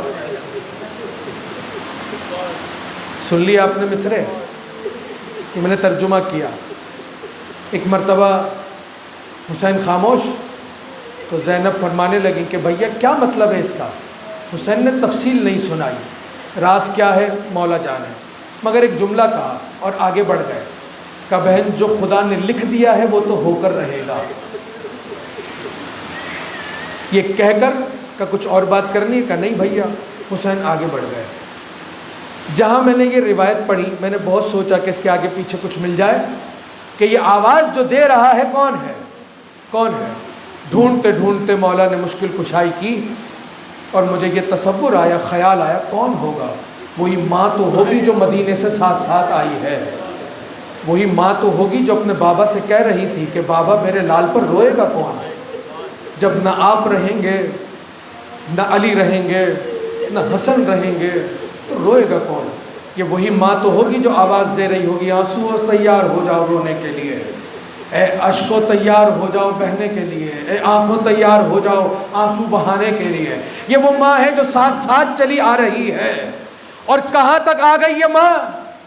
یہ ماں صرف یہاں تک نہیں آئی کہ آواز دی اور چلی گئی، یہ مدینے سے چلے حسین تو ساتھ ساتھ میں ماں ہے۔ اللہ اکبر، کربلا تک ساتھ آ گئی ماں۔ 2 محرم کی تاریخ آج گزر گئی، آدھی رات کے قریب قریب کا وقت ہے۔ یہ تاریخ وہ ہے کہ جس تاریخ میں حسین کرب و بلا پہنچ گئے۔ کتنے دن کے مہمان بنیں گے حسین؟ اب مشکل سے 8 روز کے مہمان ہیں حسین، 9 روز کے مہمان ہیں حسین، 10 محرم کو ذبح کر دیا جائے گا حسین کو۔ ابھی کچھ دنوں کے بعد 9 محرم آئے گی، 9 محرم کی شام آئے گی۔ ایک مرتبہ 9 محرم کی شام میں جیسے ابھی زینب نے بلایا تھا ایسے ہی ہم شکل پیغمبر حسین کی بارگاہ میں حاضر ہوئے اور حاضر ہو کر کہنے لگے بابا ایک سوال بڑا پریشان کر رہا ہے، چاہتا ہوں آپ کی بارگاہ میں سنا دوں۔ کہ بیٹا کہو۔ کہ بابا جب سے ہم اس زمین پر اترے ہیں جب شام ہوتی ہے کسی بی بی کے رونے کی آواز آتی ہے، مگر بابا نہ جانے کیا بات ہے آج جب سے 9 محرم کا سورج ڈوبا ہے وہ بی بی ایسے رو رہی ہے جیسے اس کا کوئی بیٹا مارا گیا ہو۔ ایک مرتبہ مقتل لکھتا ہے ابھی علی اکبر نے جملے مکمل نہ کیے تھے، حسین نے ہاتھوں کو بڑھایا علی اکبر کے ہونٹوں پر رکھ دیا اور رکھ کے فرما رہے تھے میرے لال آہستہ کہو، ارے بی بی کوئی اور نہیں ہے، مجھ دکھیاری کی ماں فاطمہ زہرا ہے، مدینے سے میرے ساتھ ساتھ مدینے سے میرے ساتھ ساتھ چلی آئی ہے۔ ایک مرتبہ چلتے چلتے حسین کی سواری ایک جگہ جا کر رک گئی اور اب جو رکی مقتل نے لکھا بڑا زور لگایا گیا مگر سواری آگے نہیں بڑھی، آپ رو دیے، آپ کی آواز بلند ہو گئی، مجلس ختم ہو گئی۔ صرف یہ جملے اس لیے سنا رہا ہوں کہ آج کے دن کے مصائب ہیں، اگر کسی آنکھ میں آنسو نہ آیا ہو تو شاید آنسو بھی آ جائے۔ بہت زور لگایا گیا، بہت کوشش کی گئی، سواری آگے نہیں بڑھی۔ بعض روایتوں نے لکھا 7 سواریاں تھیں حسین کے پاس، 7 تبدیل کی گئی مگر سواری آگے نہیں بڑھی۔ جب سواری آگے نہیں بڑھی تو حسین پشت سے زمین پر آئے، اپنی جیب میں سے کچھ مٹھی بھر خاک تھی وہ نکالی، اور نکالنے کے بعد اس زمین سے مٹھی بھر خاک کو اٹھایا، ایک ہاتھ میں اس زمین کی خاک ہے اور ایک ہاتھ میں حسین کے پاس وہ خاک ہے جو مدینے سے لے کر آئے تھے۔ کبھی اسے سونگھتے تھے، کبھی اسے سونگھتے تھے، کبھی اسے سونگھتے تھے، کبھی اسے سونگھتے تھے۔ کئی بار حسین نے ان دونوں مٹیوں کی خوشبو کو سونگھا، اور ایک مرتبہ مٹھی کو کھولا، زمین پہ خاک کو گرایا اور گرا کر آواز دی، عباس کہاں ہو؟ ایک مرتبہ دوڑتے ہوئے آئے حضرت عباس علمدار، کہ مولا غلام یہاں حاضر ہے، کہ بس عباس تو سن لو، یہیں پر ہم ذبح کر دیے جائیں گے، یہیں پر ہمارے بچوں کو ہمارے سامنے ذبح کر دیا جائے گا، یہیں پر آل رسول کے سر سے چادروں کو اتار لیا جائے گا۔ عباس قافلے کو روکنے کا انتظام کرو اور جاؤ، جا کر دیکھو قریب میں اگر کوئی رہنے والا ہے تو اسے لے کر آ جاؤ، اس لیے کہ حسین کسی کے گھر میں نہیں رہیں گے، حسین اپنے لیے جگہ خود خریدیں گے۔ ایک مرتبہ عباس علمدار چلے، قریب میں قبیلہ آباد تھا، اسے لے کر آ گئے، قبیلے والے آئے، فرزند رسول نے پہلا سوال کیا تاکہ اب لوگ بھی سن لیں کہ یہ زمین کون سی زمین ہے، میری سواری آگے نہیں بڑھتی، اس جگہ کا نام کیا ہے؟ کسی نے کہا شط الفرات ہے، کسی نے کہا غازریہ ہے، کسی نے کہا نینوا ہے۔ مولا فرمانے لگے کوئی اور نام ہے؟ ایک بوڑھے نے کہا میں نے اپنے بزرگوں سے سنا ہے اس زمین کو کرب و بلا بھی کہتے ہیں۔ نام کرب و بلا آیا، امام حسین فرمانے لگے بس یہ بتاؤ اس زمین کا مالک کون ہے؟ کہ فرزند رسول کیا کیجئے گا؟ کہ ہمیں زمین کو خریدنا ہے۔ کہ یہ زمین انبیاء کو راس نہیں آئی ہے۔ ہاتھ جوڑ کر یہ قبیلے والے کہنے لگے مولا ہمارا مشورہ ہے کہ آپ اپنے بچوں کو لے کر یہاں سے آگے چلے جائیے۔ کہا نہیں، قیام تو حسین نے یہی کرنا ہے۔ مالک کو بلوایا گیا، حسین نے زمین کی قیمت دی، اور قیمت دینے کے بعد حسین نے زمین کو واپس ہبہ بھی کر دیا، مگر ہبہ کرتے وقت حسین فرمانے لگے میری کچھ خواہشیں ہیں، زمین کے مالک تم ہی رہنا، میری کچھ خواہشیں ہیں، میں ہمیشہ یہاں نہیں رہوں گا، میں صرف 8 دن کے لیے یہاں آیا ہوں، میں یہاں نہیں رہوں گا، مجھے ذبح کر دیا جائے گا، میری کچھ خواہشیں ہیں، جہاں میری قبر بنے گی اس جگہ کو چھوڑ کر جہاں تمہارا دل چاہے وہاں زراعت کر لینا۔ میری یہ خواہش ہے کہ ابھی میرے پیچھے پیچھے اور لشکر بھی آئیں گے، مجھے 3 دن کا پیاسا ذبح کر دیں گے، اپنے لاشوں کو تو دفنا دیں گے مگر میرے لاشوں کو دفنانے والا کوئی نہیں ہوگا۔ اے بنی اسد کے لوگوں، میری خواہش ہے کہ تم میرے لاشے کو دفنا دینا۔ بنی اسد کے لوگوں نے کہا مولا ہمارا آپ سے وعدہ رہا، ہم آپ کے لاشوں کو دفنا دیں گے۔ میں مصائب پڑھ چکا، تقریر ختم ہو گئی، آخری کے 2 جملے سن لیجئے گا۔ ایک مرتبہ حسین فرمانے لگے کہ میرے لاشوں کو دفنا دینا، دفنانے کے بعد جہاں میری قبر اور میرے عزیزوں کی قبر بنے گی اس کے علاوہ جہاں دل چاہے زراعت کر لینا۔ اس کے بعد جانتے حسین نے کیا کہا؟ اس منزل پر میں اکثر ایک جملہ کہتا ہوں، اپنی قدر کیجئے، اپنی منزلت کو پہچانیے۔ یہاں پہنچ کر حسین نے کسی اور کو یاد نہیں کیا۔ ایک مرتبہ حسین نے بنی اسد کے لوگوں کو دیکھا اور دیکھ کر فرمانے لگے جب یہاں قبر بن جائے گی، یہاں پر جب علم نصب ہو جائے گا تو بہت دور دور سے میرے چاہنے والے یہاں پر آئیں گے، میری زیارت کرنے کے لیے آنے والے پوچھیں گے قبر حسین کہاں ہے؟ اے بنی اسد کے لوگوں انہیں گمراہ نہ کرنا، انہیں لا کر بتانا یہ غریب زہرا کی قبر ہے، اور جب میرا رونے والا آ جائے اسے 3 دن کا مہمان بنانا، اسے کھانا بھی کھلانا، اسے پانی بھی پلانا۔ سلام ہو غریب زہرا پر، ارے جو خود 3 دن کا پیاسا ذبح ہو کر جانے والا ہے، رونے والوں کا کتنا خیال ہے۔ پانی بھی پی لیں، آرام بھی کر لیں، انہیں بستر بھی مل جائے۔ ایک مرتبہ بنی اسد کے لوگ کہنے لگے مولا ہمارا وعدہ رہا، ہم گمراہ نہیں کریں گے، زائرین کو لے کر قبر پر آئیں گے۔ مولا کچھ اور کا کچھ اور نہیں، بس جاؤ۔ جب جانے لگے تو فرمانے لگے اگر ہو سکے تمہیں برا نہ لگے اپنی گھر کی عورتوں کو بھیج دینا، مجھے کچھ کہنا ہے۔ کچھ دیر گزری، بنی اسد کی عورتیں پردے میں آئیں، سلام کیا، سلام کر کے کہنے لگی مولا آپ نے یاد کیا؟ کہ تمہارے مردوں سے تو میں نے کہہ دیا ہے مگر ہو سکتا ہے کہ لشکر کے خوف سے تو میرا لاشا دفنانے کے لیے نہ آئے۔ اگر وہ نہ آئے تو تم پانی بھرنے کے بہانے سے اس فرات کے کنارے آنا، مجھ غریب کے لاشے کو دفنا دینا۔ اے بنی اسد کی عورتوں، اے مستورات، مجھ سے وعدہ کرو۔ بنی اسد کی عورتیں کہنے لگی مولا ہمارے مرد نہ آئے، ہم آپ کا لاشا دفنانے کے لیے آئیں گے۔ مولا کچھ اور؟ کہا نہیں بس تم سے کچھ نہیں کہنا۔ کہا جائیے، کہا چلے جائیے۔ اب جب جانے لگی تو ایک مرتبہ حسین فرمانے لگے اگر ہو سکے تو اپنے گھر کے بچوں کو بھیج دینا۔ اب چھوٹے چھوٹے بچے بنی اسد کے قبیلے کے، تقریر ختم ہو گئی، زندگی رہی تو حسین پر روئیں گے۔ ایک مرتبہ چھوٹے چھوٹے بچے آئے، آ کر حسین کو سلام کیا۔ مقتل نے لکھا وہ حسین جو ابھی تک کھڑے ہو کر باتیں کر رہے تھے بیٹھ گئے بنی اسد کے بچوں کے آگے، بچوں کے قد کے برابر حسین نے اپنا قد کیا اور ایک مرتبہ کہنے لگے تمہارے ماں باپ نے وعدہ کیا ہے میرے لاشے کو دفنائیں گے، مگر اے بنی اسد کے بچوں ہو سکتا ہے تمہارے ماں باپ کسی خوف سے لاشا دفنانے نہ آئے۔ ختم کر دی میں نے تقریر۔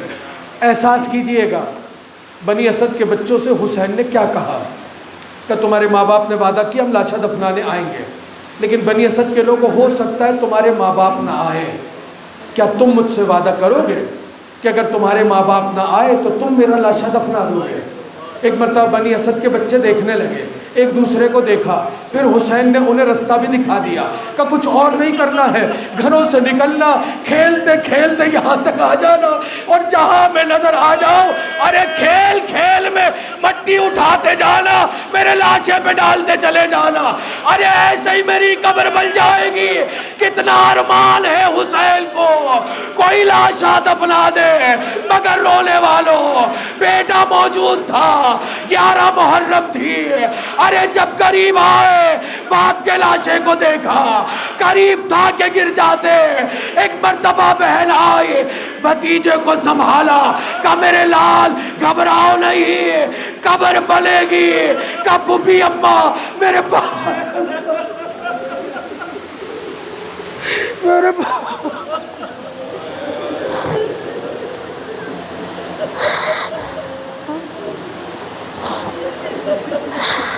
وَسَيَعْلَمُ الَّذِينَ ظَلَمُوا أَيَّ مُنْقَلَبٍ يَنْقَلِبُونَ ماتم حسین یا حسین۔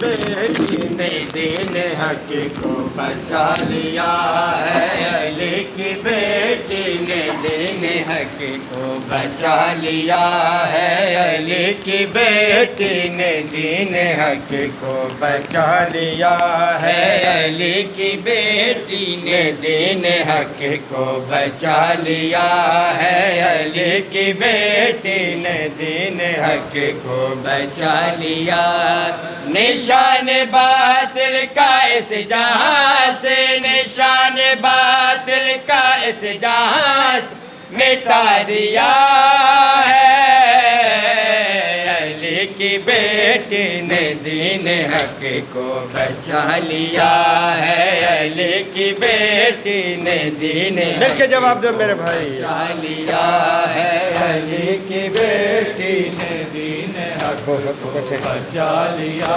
ہے۔ بہت کٹھن مرحلہ تھا کربل سے شام جانا، بہت کٹھن مرحلہ تھا کربل سے شام جانا، ہوش پہ لاکھوں سلام جس نے، ہوش پہ لاکھوں سلام جس نے نبھا دیا ہے، علی کی بیٹی نے دین حق کو بچا لیا ہے، علی کی بیٹی نے دین حق کو بچا لیا ہے، علی کی بیٹی نے دین حق کو بچا لیا ہے، نہ سر پہ چادر نہ کوئی سایہ ہے گود خالی، نہ سر پہ چادر نہ کوئی سایہ ہے ہے گود خالی خدا کے راستے میں اس نے سب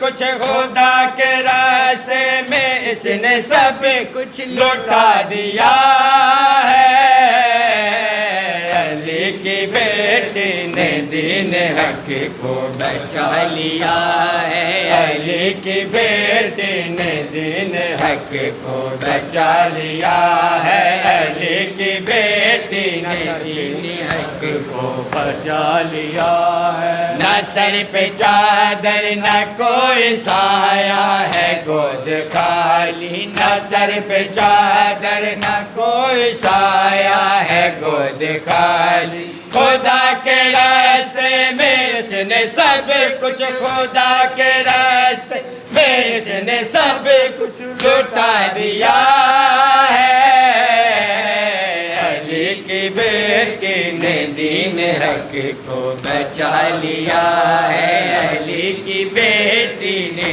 دین حق کو بچا لیا ہے علی کی بیٹی نے دین حق کو بچا لیا ہے علی کی بیٹی نے دین حق کو بچا لیا بہت کٹھن مرحلہ تھا کربلا سے شام جان بہت کٹھن مرحلہ تھا کربلا سے شام جان ہو اس پہ لاکھوں سلام جس نے ہو اس پہ لاکھوں سلام جس نے نبھا دیا ہے علی کی بیٹی نے دین حق کو بچا لیا ہے علی کی بیٹی نے دین حق کو بچا لیا ہے علی کی بیٹی نے دین حق کو بچا لیا ہے جہاں کی تیرے نال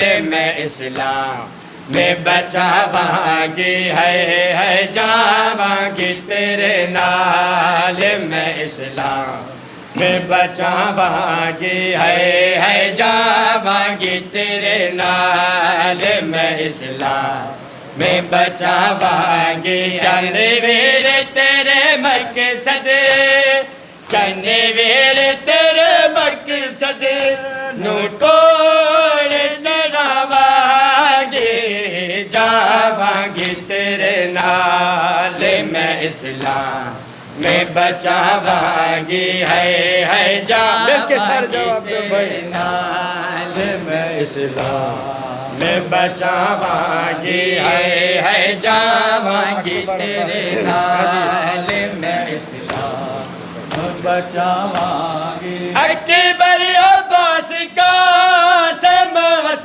گئے تیرے لئے باقر فضل سکے نعت کبرا میرے لئے بازار چرو بڑھ لئے بازار چرو بڑھ لئے سجاد لجاواں گے جاواں گی تیرے نال میں اسلام میں بچاواں گی ہے جاواں گی تیرے نال میں اسلام میں بچاواں گی اکبر عباس کا سم وس گئے تیرے لئے باقر فضل سکے نعت کبرا میرے لئے بازار چرو بڑھ لئے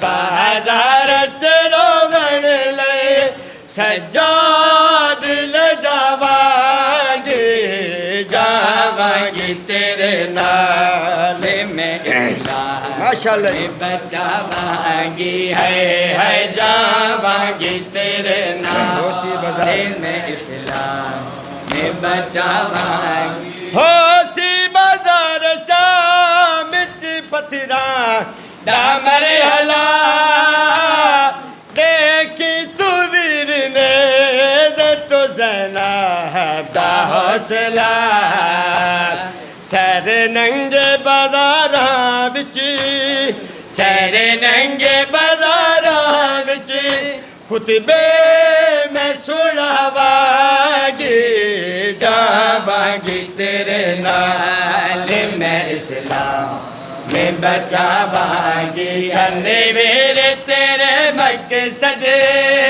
چنے ویرے تیرے مقصد نو توڑ چڑھاواں گی جاواں گی پوائنٹ ڈالے پوائنٹ تن کے بے بہانہ رہے دری السلام علیکم یا رسول اللہ